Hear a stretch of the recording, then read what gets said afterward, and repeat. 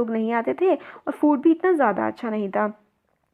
तो into this Soapy took his old shoes and his torn clothes and no one stopped. तो इसमें क्या हुआ, सोफी आराम से चला गया अपने पुराने कपड़ों के साथ और फटे हुए जूतों के साथ, किसी ने भी उसको नहीं रोका। वो टेबल पे बैठा, उसने अपना डिनर ऑर्डर किया, जो काफ़ी सारा खाना था वो ऑर्डर किया, उसको उसने खा लिया और फिर उसने कहा कि मेरे पास कोई पैसे नहीं हैं और तुम जो है कॉप को बुला सकते हो, पुलिस वालों को बुला सकते हो। And don't keep a gentleman waiting, उसने कहा आराम मत करो, कोई भी ज़रूरत नहीं है, तुम फटाफट पुलिस वालों को बुला लो, मेरे पास तो कोई पैसे हैं नहीं।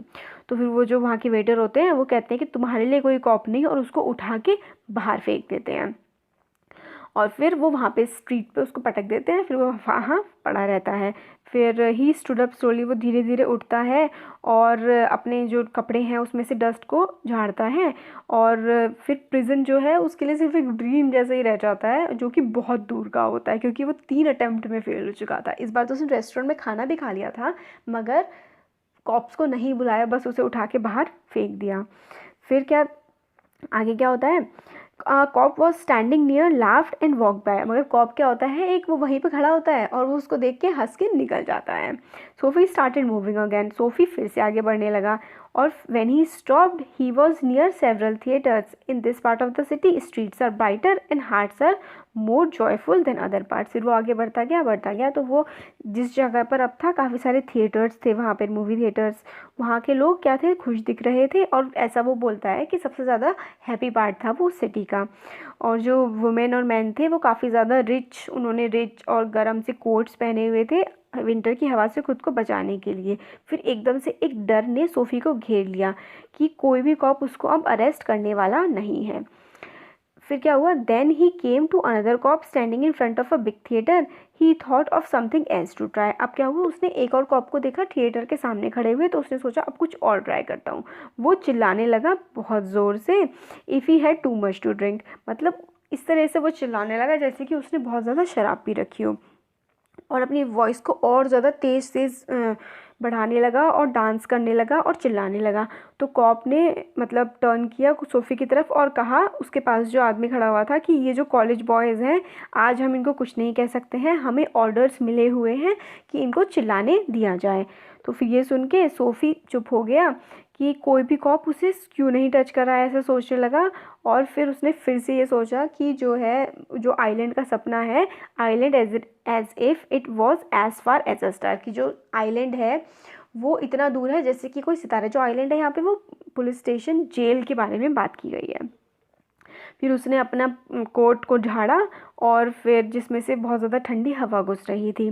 Then he saw a man in a shop buying a newspaper, फिर उसने देखा कि एक आदमी है वो न्यूज़पेपर ख़रीद रहा है और उस मैन के जो पास है वो एक अम्ब्रेला लटका हुआ है डोर के पास से। सोफ़ी शॉप के अंदर गया, उसने अम्ब्रेला लिया और चुपचाप वहाँ से निकलने लगा। फिर जो मैन था वो चुपचाप उसको फॉलो करने लगा। माई अम्ब्रेला ही सेड, फिर वो कहता है कि ये मेरा छाता है। Oh is it said Soapy, फिर सोफ़ी कहता है अच्छा ये तुम्हारा छाता है, तो फिर तुम पुलिस वालों को क्यों नहीं बुलाते, मैंने तो तुम्हारा अम्ब्रेला चोरी कर लिया। फिर वो कहता है, मैन धीरे धीरे चलने लगता है।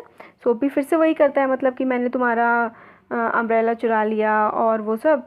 मगर the man walked more slowly, Soapy did the same but he had the feeling that he was going to fail again, मगर उसको लगा कि वो फिर से फेल होने वाला है अपने इस अटैम्प्ट में कि उसको पुलिस से पकड़ा दिया जाए। The cop looked at the two man, फिर वो दोनों जब थोड़ा बहस ही कर रहे थे, बात कर रहे थे, तो एक पुलिस वाला आ गया था, फिर उनकी तरफ वो देखने लगा। I said the umbrella man, this that is you know how these things happens if that's your umbrella. I am very sorry, I found it this morning in a restaurant. If you say it's yours, I hope you will. फिर वो आदमी कहता है कि ये जो umbrella है ये तो मुझे सुबह रेस्टोरेंट में मिला था और अगर ये तुम्हारा अम्ब्रेला है तो तुम इसे अपने पास रख सकते हो। फिर सोफ़ी कहता है हाँ ये मेरा है, बहुत ही गुस्से वाली आवाज़ में। तो वो वहाँ से मतलब निकल जाता है फिर। और जो कॉप होता है, एक पुलिस वाला होता है, वो हेल्प कर रहा होता है एक लेडी की एक स्ट्रीट क्रॉस करने के लिए, और सोफ़ी ये देख के आगे की तरफ बढ़ता जाता है और अम्ब्रेला जैसे आगे बढ़ता है अम्ब्रेला को कहीं फेंक देता है और वे खुद से कहता है he talk to himself about cops and what he thought of them. वो खुद से कॉप्स के बारे में बात करता है और कि वो उनके बारे में क्या सोचता है, वो सब वो बातें करता हुआ खुद से जा रहा होता है।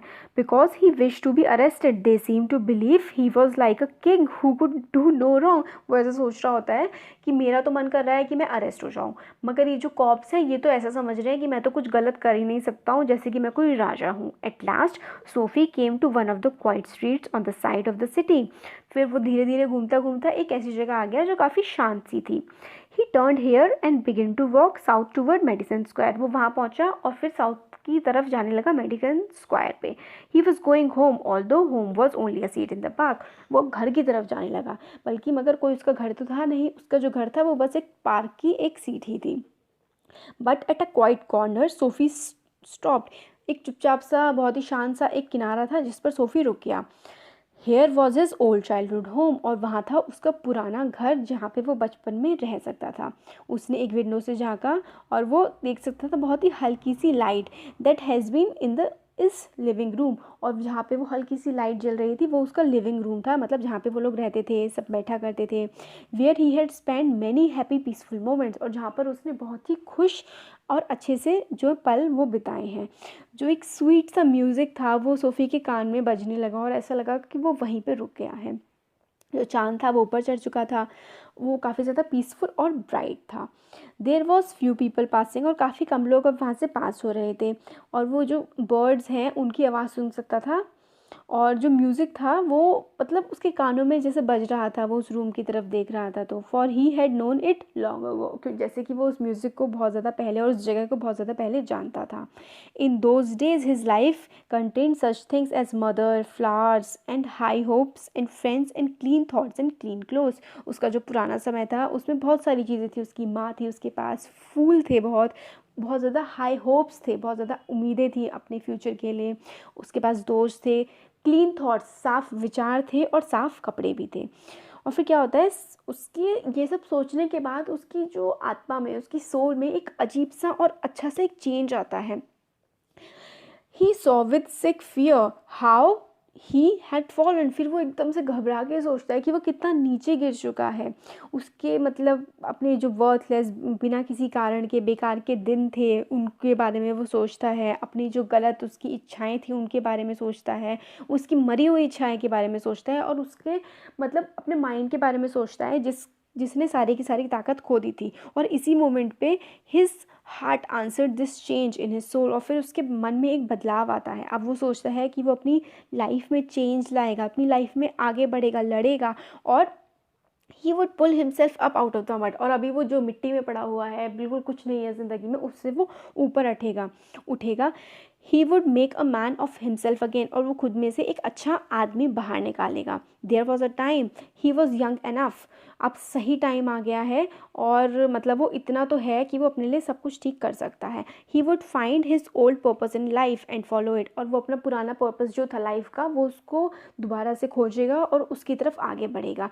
That sweet music had changed him. उसका जो स्वीट सा म्यूज़िक था जो घर को देख के उसके अंदर जागा था, उसने उसके जो सोफ़ी के पूरे माइंड को सब कुछ चेंज कर दिया था। वो सोचता है कि वो कल ही एक नया काम ढूंढेगा। एक बार एक आदमी था जिसने उसे जॉब ऑफ़र की थी, वो उसको ढूंढेगा और कोई ना कोई तो ऐसा होगा जो मतलब उसको जॉब ऑफ़र करेगा, जो उसकी लाइफ सुधार पाएगा। फिर इतने में जब वो ये सब सोच रहा होता है, वो एक मतलब ऐसा कोई हाथ उसको ऐसा लगता है कि उसकी आन पे आके गया है। He looked quickly around into the broad face of a cop. फिर वो एकदम से देखता है कि मतलब कि कोई कॉप है और उसकी फेस की तरफ देखता है। फिर वो कॉप जो होता है कि तुम, वो बोलता है कि तुम यहाँ क्या कर रहे हो। सोफ़ी कहता है कुछ भी नहीं। You think I believe that, said the cop. फिर कॉप कहता है कि तुम्हें क्या लगता है कि मैं तुम्हारी बात पे विश्वास कर लूँगा।